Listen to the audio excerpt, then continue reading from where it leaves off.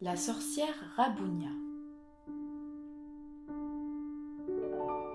La sorcière Rabounia habitait dans l'histoire intitulée Potions et araignées, entre la page 56 et la page 63 du grand recueil des histoires pour le soir. Elle faisait tout très bien comme il fallait, en tant que sorcière. Elle avait des poils, elle sentait le soufre, elle n'aimait personne. Elle passait ses journées au-dessus de ses chaudrons à fabriquer des potions affreuses. Une vraie sorcière, quoi. Un matin, Rabounia fut réveillée par des cris affreux. J'ai perdu mon doudou! Ah, paix de rat et face de migale, qui ose me réveiller? Rabounia se leva, déjeuna comme une sorcière. Une tartine de vers de terre à la confiture de crottes de citrouille, puis elle décida de vaquer à ses occupations habituelles. Mais elle n'y arriva pas, car les cris continuaient. « Ouh, aidez-moi, j'ai perdu mon doudou !» Alors, elle décida de faire ce que sa mère et la mère de sa mère et la mère de la mère de sa mère et la charte maléfique des sorcières lui avaient toujours interdit: sortir de son histoire. Ça ne se fait pas, on ne sort jamais de son histoire. C'est ainsi. Mais Rabounia était au bord de la crise de nerfs. Alors, elle mit ses baskets et sortit de son histoire. Guidée par les cris, elle traversa l'histoire du dragon chinois amoureux. Celle du chevalier qui voulait devenir maître d'école. Celle de la galette sans fèves. Et elle arriva dans l'histoire du petit lapin qui avait perdu son doudou, page 86. Bouh, mon papin, j'ai perdu mon papin. Mon petit gars, je vais être claire. Tu te tais ou je te transforme en pâté. Bouh, je m'en fiche, sans mon doudou, la vie ne vaut pas le coup. Rabounia était stupéfaite. Quoi? Mais qu'est-ce que c'est que ce truc tellement fabuleux? Ben mon doudou, mon papa, mon nana, mon poutoudou, quoi. Tu sais pas ce que c'est? La sorcière dut reconnaître qu'en effet, elle n'en avait aucune idée. Le petit lapin lui expliqua. C'est carré comme ça, c'est rose et ça me fait tout doux. Fastoche, s'écria Rabounia. Je vais te faire ça. Et comme ça, tu me laisses tranquille. Et voilà. Mais le petit lapin ne fut guère enthousiaste. C'est pas ça du tout, hein, mais pas du tout. Intrigué, Rabounia l'interrogea. Mais il manque quoi exactement? Eh bien, il manque le bon vieux. Le quoi?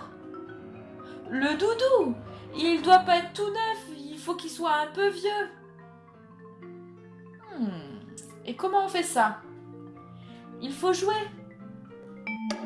Mais jouer, Rabounia ne savait pas. Le petit lapin dut lui montrer.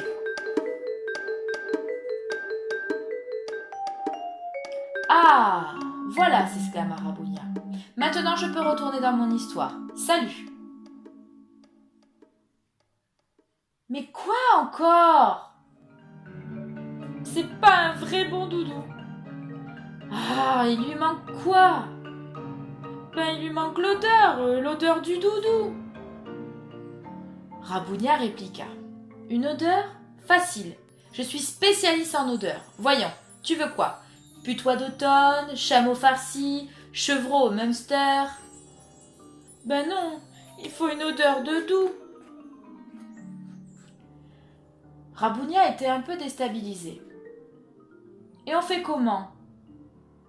Il faut des câlins et puis des papouilles et puis des petits bisous. À ce truc-là?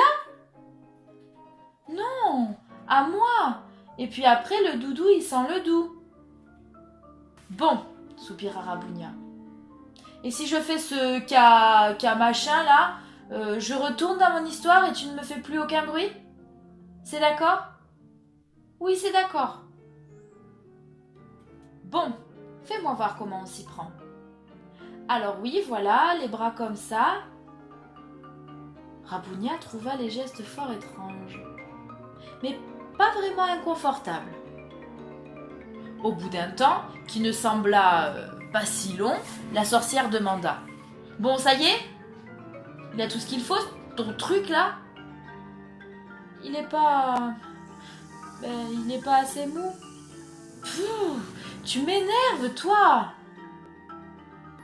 C'est que je n'ai aucune potion pour rendre mou.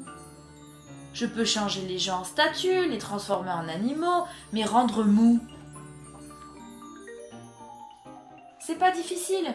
Il faut l'enrouler autour de son pouce et puis s'endormir dessus pendant la chanson. La chanson? Quelle chanson? La chanson pour faire dodo. Mais c'est que je n'en connais pas, moi, des chansons. Je connais des formules magiques, des incantations, des anathèmes, mais pas de chansons. Voilà ce que c'est de sortir de son histoire. Je vais t'en chanter une, dit le lapin. Dors, dors, petite vieille chose, dors, dors et tout devient rose. Les sorcières n'ont plus besoin de rien, elles ont leur petit pimpin. À toi? Dors, dors, petite vieille chose. Dors, dors, et tout deviendra rose.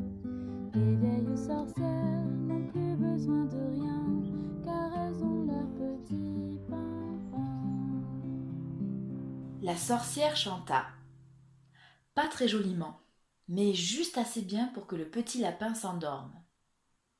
Alors, Rabounia, tout doucement, posa le petit lapin et retourna dans son histoire. Alors qu'elle ôtait ses chaussures, elle entendit crier « Ouh, ouh, ouh !»« Ah non, c'est pas vrai! Il va pas recommencer !» Mais le petit lapin s'écria « Ouh! Merci, vieille mémère, t'es super !»« Ouais, maugria Rabounia. C'est pas tout ça, j'ai des trucs à faire, moi. » Elle reprit le cours de son histoire. Mais le soir, en se couchant dans son grand lit tout noir, elle serrait entre ses doigts un tout petit morceau de tissu rose.